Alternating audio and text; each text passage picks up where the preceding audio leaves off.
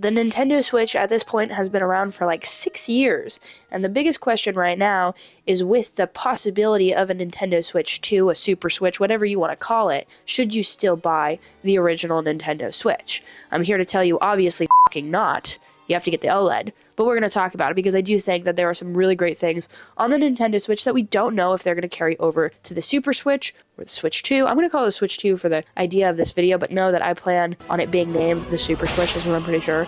But yeah, is the Nintendo Switch worth it in 2024? That's the question we're answering today, so let's get into it. Obviously, when you're thinking about getting a new console, the question is, what kind of games can I play on this thing? You don't want to get a console that has 0 games on it. That's the problem with the Xbox right now. Just kidding, please don't attack me. So obviously, I don't think you guys can see it all the way up here, but I'll give you some B-roll of it. There's a ton of games. I have over 70 games in my collection for the Nintendo Switch that I think are, in their own right, very good games, almost every single one of them. Nintendo puts out quality every single year, and with that, you can rely on them having a constantly, good supply of games for the Nintendo Switch. There's at least 20 to 40 games that are absolutely must-play games, I think, on the Nintendo Switch already. So if you want to get into the Nintendo library of content, that's a great way to do so.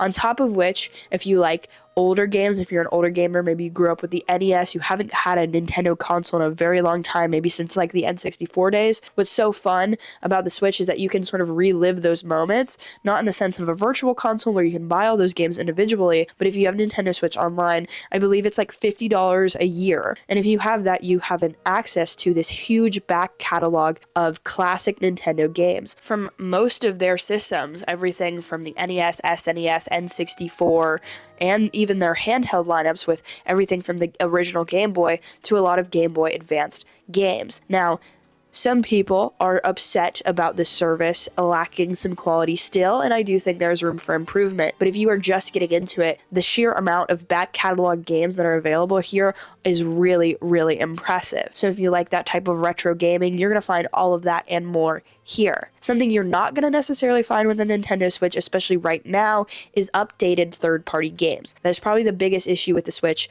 currently.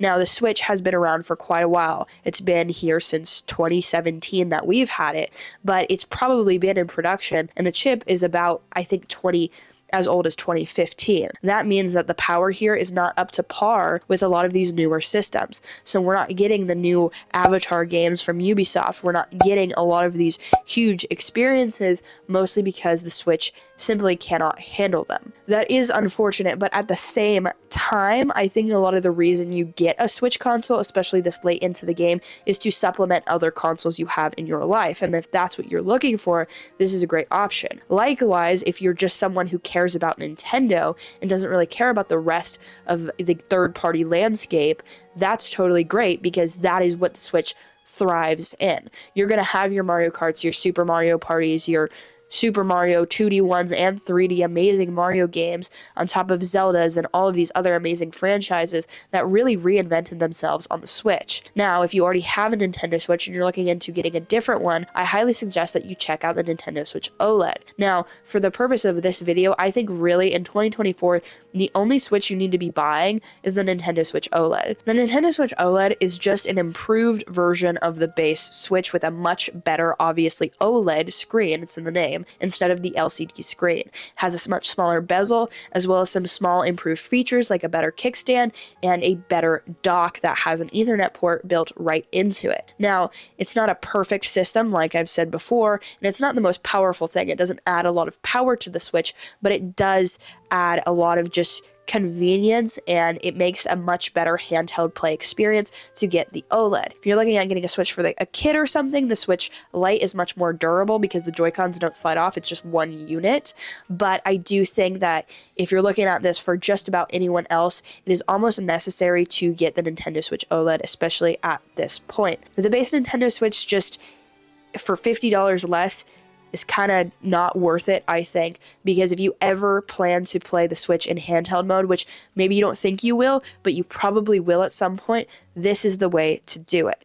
But back into sort of the specs of the Nintendo Switch is that it is an underpowered console, and I think you're going to understand and you're going to know that at this point.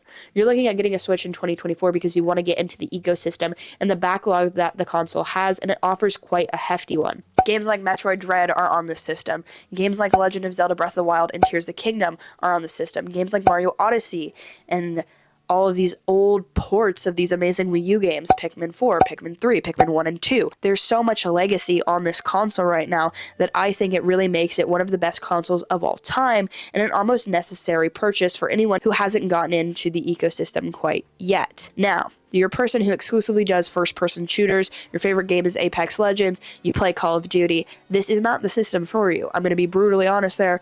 You're not going to find a lot of enjoyment.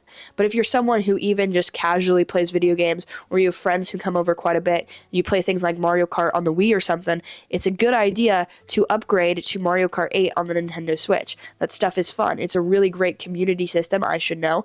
College is very fun with this system, so I highly recommend just checking it out for those reasons alone. The Nintendo Switch has games from series that just haven't been around in a really long time either, things like F-Zero 99, which I know isn't the F-Zero a lot of people wanted, but that is coming to the Switch, and on top of which, this is going to be supported, I think, for a while, especially after the next system comes out. Think about it, they did the same thing with the 3DS when the Nintendo Switch came out. They put a lot of stuff on that console still and continue to support it to have a healthy life cycle and end of its life cycle. While the Nintendo Switch may be at the end of its life, I think there is still going to be value coming to the system for at least the next 2 years, and especially if you haven't checked it out yet, it's a very great system to get into for the backlog and the immense amount of games alone. The social features, they're not here. You don't have voice chat, you don't have a lot of basic stuff that you have with other consoles, but the fun factor is here 100%, and it is really obviously the reason you get a Nintendo console. It's the only way to play Mario, it's the only way to play Zelda, their own IPs, they're only going to be available obviously on the Nintendo Switch. With the immense backlog, all the care and love they put into the Switch, and just the build quality of this is a console that's going to last you a long time. It's going to be around for a while if you take any amount of care of it.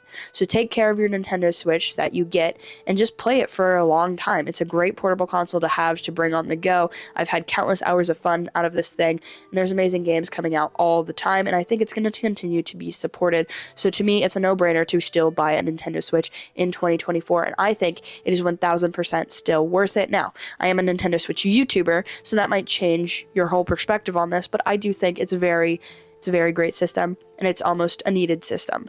I can't imagine not being able to play all of the exciting, amazing games that have come out on this thing, something that isn't even as, huge right now. Princess Peach Showtime is going to be out for this guy in just a couple of weeks, so stuff like that, it's really an experience you can't get anywhere else, and I think that's why the Nintendo Switch is just such an amazing console, and it is 1000% worth it in 2024. Let me know what you think down in the comments below. Did you get a Nintendo Switch this year?